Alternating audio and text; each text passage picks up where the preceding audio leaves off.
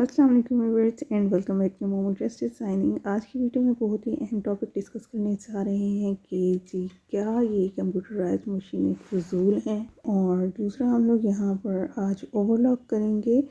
तो दोनों ही बातें बहुत ज़रूरी हैं, और इसमें जिन बहनों को ओवरलॉक के बारे में नहीं पता तो आज की वीडियो में कहीं से कट के बगैर डायरेक्ट आपको फुल वीडियो दिखाऊंगी कि हम ओवरलॉक किस तरीके से करते हैं। एक यहाँ पर हमारे पास ये ब्रश वाला फुट ओवरलॉक के लिए दिया गया होता है मशीन में ही, और मैं ओवरलॉक के लिए ये वाला थ्रेड यूज़ करती हूँ। ओवरलॉक थ्रेड के नेम से ही ये आपको मिलेगा मार्केट में, कहीं भी आपको किसी भी दुकान से मिल जाएगा। इसके ऊपर पहले भी ऑलरेडी डिटेल वीडियो बनाई हुई है मैंने कि इसको हम किस तरीके से यूज़ करते हैं। नीचे मज़ीद आपको डिस्क्रिप्शन बॉक्स में इसका लिंक भी मिल जाएगा। और ये देखिए इस तरीके से फोमी टाइप का ओवरलॉक थ्रेड होता है, इसको हम स्पेशली ओवरलॉक करने के लिए यूज़ करते हैं। ओवरलॉक के लिए हमें कौन कौन से फुट यूज़ करने चाहिए, कौन सा नहीं करना चाहिए, ये डिटेल वीडियो आपको जो मैंने पहले दिखाई है ना, तो इसके अंदर आपको सारी डिटेल मिल जाएंगी। अच्छा, वैसे काफ़ी मुझे कमेंट्स आए थे कि ये धागा जो है ना ये इनके ब्रश के अंदर फंस जाता है, तो पता नहीं मैंने अभी इसको ट्राई करके नहीं देखा। अभी फ़िलहाल तो मैं यहाँ पर दामन की स्टिचिंग कर रही थी, तो उसको मुझे ओवरलॉक करने की ज़रूरत पेश आई। तो इसके अंदर हमने सिंपल थ्रेड वही वाली मैंने फिर की निकाल के ना यहाँ पर डाली, इस मशीन में डाली है। और क्योंकि फिर मुझे यहाँ पर अलहदा से भरना पड़ता, तो मैंने उसी को यूज़ किया है। और दूसरा जो मेरे पास फुट है ना, वो ये यहाँ पर मेरे पास 52 पीसेस की फुट किट है। उसमें मैं जो है ना उसमें से ये वाला फुट यूज़ करती हूँ, जिसको एज जॉइनिंग फुट भी कहा जाता है। अच्छा, अभी मैं आपको ना दूसरे फुट से ही करके दिखाऊंगी जो मशीन के साथ अवेलेबल होता है, ताकि जिनके पास ये वाला फुट है तो वो बहनें ये ना कहें कि भाई हमें दूसरे फुट से हमें करके दिखाया है, तो उनको मैं इसी फुट से करके दिखाती हूँ। सिंपली मशीन को ऑन कर लिया है, ऊपर की तरफ ही मैं वही शर्ट के साथ का ही धागा ले रही हूँ। तो जब सिंपली हम ओवरलॉक करते हैं ना, तो हम दूसरा थ्रेड इसलिए यूज़ करते हैं क्योंकि इतनी डिज़ाइनिंग के बाद हमारे पास ये धागा ही नहीं बच रहा होता नलकी वाला, तो मैं इसलिए ओवरलॉक थ्रेड यूज़ करती हूँ। लेकिन अभी दामन पे क्योंकि ये विजिबल होने का, इसलिए मैं मैचिंग का थ्रेड यूज़ कर रही हूँ। तो बात ये है कि बहुत सी बहनें कहती हैं कि शायद जो है ना ये वाली मशीन वर्क नहीं करती हैं आपके सामने। मेरे पास ये मशीन काफ़ी टाइम से है, और ये कोई पेड प्रमोशन नहीं है या जो ना उनके नाम की मेरी अपनी कंपनी नहीं है। तो मैं सिंपली आपके साथ अपने रिव्यूज़, अपना एक्सपीरियंस शेयर करती हूँ कि जैसे भी मैं यहाँ पर दामन की ही स्टिचिंग कर रही थी, तो मुझे ओवरलॉक करना पड़ गया। तो इसमें मैंने सेंटर लेस यूज़ की थी, और सेंटर लेस के बाद जो अंदर की तरफ सीम अलाउंस था ना, तो इसको मैंने यहाँ पर ओवरलॉक करना है। तो अब मैं इधर किसी की मिन्नतें तो नहीं करूँगी कि भाई प्लीज़ मुझे ये ओवरलॉक बाज़ार से करवा के ला दें। तो मेरे पास ये मशीन है। स्टिचिंग करने के दौरान में हमें बहुत से ऐसे पॉइंट आते हैं जिसमें हमें पीको करनी पड़ जाती है, ओवरलॉक करना पड़ जाता है।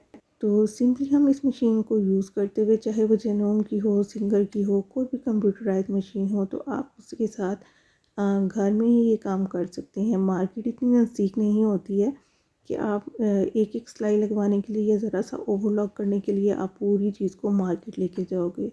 जबकि सिंपल स्टिचिंग आप लोगों के सामने है कि मैं अपनी दूसरी ब्लैक एंड मशीन के ऊपर करती हूँ, क्योंकि वो स्पीडली वर्क करती है और मेरा काफ़ी प्रोफेशनल काम चल रहा होता है।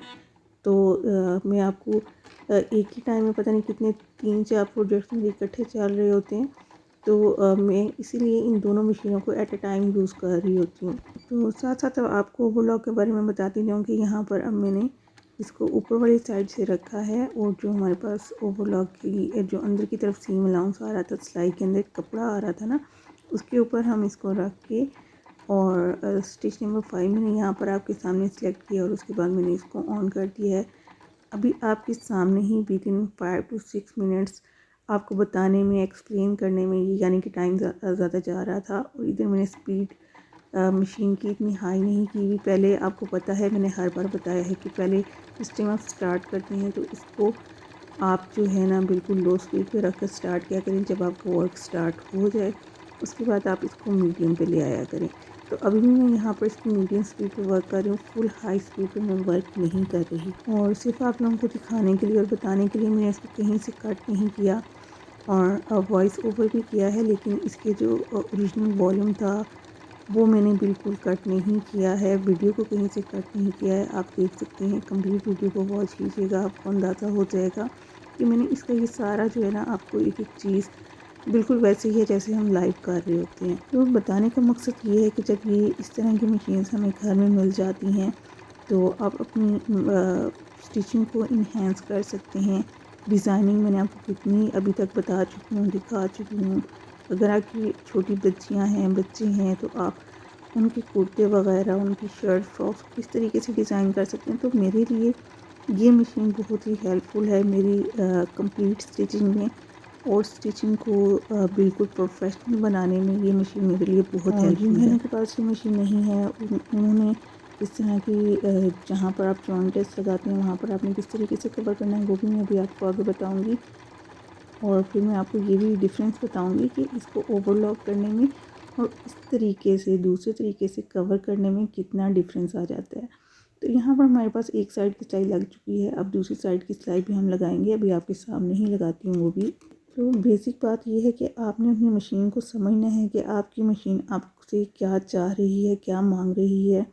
आपने इस मशीन को किसी नमी वाली जगह पे नहीं रखना है, और सर्दियों में इसको थोड़ी देर धूप में रख दिया करें। ऑयलिंग का इसका वैसे कोई इतना ज़्यादा काम नहीं होता।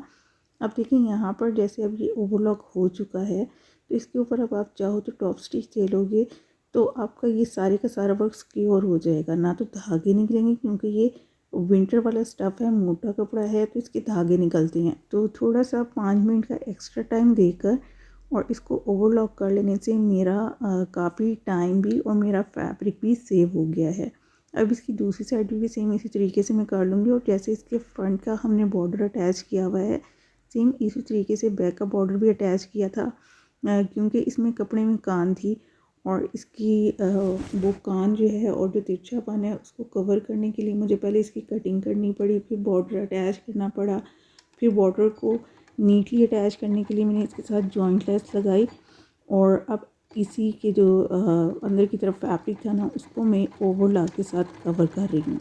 और इंशाल्लाह कल आपको इसकी वीडियो मिलेगी कंप्लीट दामन डिज़ाइनिंग की। तो ये थोड़ी थोड़ी सी यानी कि चीज़ें होती हैं जिसको आप अगर आपको स्टिचिंग आती है, स्टिचिंग स्किल्स हैं, तो आप जब इसका कल फुल दामन देखेंगे ना तो उसमें आप बिल्कुल नहीं कह सकते कि इसका दामन जो था वो तिरछा था। बिल्कुल नीटली वो डन हुआ, लेकिन ये है कि थोड़ी सी मेहनत करनी पड़ गई मुझे। तो जब इस तरह की मशीन्स वगैरह होती हैं और आपको थोड़ा सा इस स्टिचिंग की एबिलिटी होती है तो आप बहुत सी रॉन्ग चीज़ों को राइट वे में कर जाते हो। तो अब सेम इसी तरीके से मैंने इसकी दूसरी साइड के पे भी यहाँ पर आप देख सकते हैं कि आपने सिर्फ कपड़े को स्ट्रेट रखना है, तो बाकी मशीन खुद ही से अपना काम करेगी। कहीं पे ये स्टक नहीं कर रही है, कहीं पे रुक नहीं रही है, कहीं पे धागा बार बार नहीं टूट रहा। और अगर धागा भी बार बार टूटता है तो उसके भी मैंने आपको बहुत से बताए हुए हैं रीज़न कि क्यों टूटता है। तीनों मशीन प्रॉब्लम्स के नेम से पूरी प्लेलिस्ट है। अब आप वहाँ पर जाओगे ना और देखेंगे आप लोग तो आपको मेरे ख्याल में हर टॉपिक से रिलेटेड वीडियो मिल जाएगी। और ये जितनी बातें आप लोगों के साथ डिस्कस करती हूँ मेरी स्पेशली मेरी पर्सनली कह लें कि इसके साथ इस मशीन के साथ मैंने जितना टाइम गुजारा और इसको समझा और सीखा, और उसके बाद मैंने अपना एक्सपीरियंस आप लोगों के साथ यहाँ पर शेयर कर रही होती हूँ। क्योंकि वही बात है कि मैं इसकी कोई पेड प्रमोशन नहीं कर रही हूँ, मेरी अपनी कोई शॉप नहीं है जहाँ पर मैं बैठ के इस मशीन की तारीफ़ें कर रही हूँ और उसके बाद मैं आपको कहूँ कि आए आप मुझसे परचेज़ कर लें। It's not like that. तो मैंने टॉपिक भी यही रखा है कि कंप्यूटराइज्ड मशीन के बारे में लोगों की यही राय है कि ये फ़जूल है। तो स्मॉल स्केल पर घर की हद तक मेरा नहीं ख्याल कि ये बिल्कुल जो है ना कोई फ़जूल सी चीज़ है। मेरे लिए बहुत काम की है, आपके लिए भी ये बहुत काम की चीज़ हो सकती है। तो जी बातों बातों में देख सकते हैं आप लोग कि यहाँ पर मैंने इसकी दोनों साइड्स कवर कर ली हैं। 5 to 6 मिनट हार्डली लगे हैं, वो भी हमने फुल स्पीड पे वर्क नहीं किया। सेम इसी तरीके से इसकी बैक है जिसके ऊपर मुझे ओवरलॉक करना है, और वो फिर मैं ऑफ द कैमरा करूँगी। और अगर आप इस तरीके से ओवरलॉक नहीं करते हैं, आपके पास ये मशीन नहीं है, तो ये देखिए मैंने पट्टियाँ कट करके रखी हुई हैं जो कि मैंने यहाँ पर पलटे में यूज़ करनी है। तो आप यही वाली पट्टियाँ लोगे और इसके अंदर की तरफ से जैसे टेलर्स करते हैं ओवरलॉक भी करते हैं। और अगर ओवरलॉक नहीं कर रहे हैं आप तो ये देखिए इसके ऊपर की तरफ से रख कर और आप इसको स्टिच करोगे। स्टिच करने के बाद आपने इसको इस तरीके से पलट लेना है, फिर नीचे से फोल्ड करना है और फोल्ड करने के बाद इसको प्रेस करके फिर आप इसकी हेमिंग करोगे, तुरपाई करोगे। तो इट्स अ लॉन्ग प्रोसीजर, आपको काफ़ी ज़्यादा टाइम लगेगा, तो मेरे ख्याल से ओवरलॉक बेस्ट है। और स्टिचिंग के लिए आपकी ब्लैक हेड मशीन बेस्ट है। ये भी स्टिचिंग कर जाती है, ऐसा नहीं है कि स्टिचिंग नहीं करती है, ये भी कर जाती है, लेकिन मुझे इसकी स्पीड स्लो लगती है। बाकी अपनी मशीन के साथ ज़्यादा से ज़्यादा टाइम स्पेंड करें तो आप जान जाएंगे अपनी मशीन को बहुत अच्छे तरीके से। इसका दामन भी अब तक तो रेडी हो चुका है, लेकिन उसकी वीडियो मैं इंशाल्लाह ताला कल आपके साथ शेयर करूँगी। तो आप लोग जो है ना, अगर वीडियो पसंद आई है तो इसको लाइक ज़रूर कीजिएगा, चैनल को सब्सक्राइब कीजिएगा, इसके साथ बेल आइकॉन के बटन को ज़रूर प्रेस कीजिए और कमेंट्स में अपने रिव्यू ज़रूर दें कंप्यूटर मशीन के हवाले से। मिलते हैं कल इंशाल्लाह ताला। अल्लाह हाफिज़।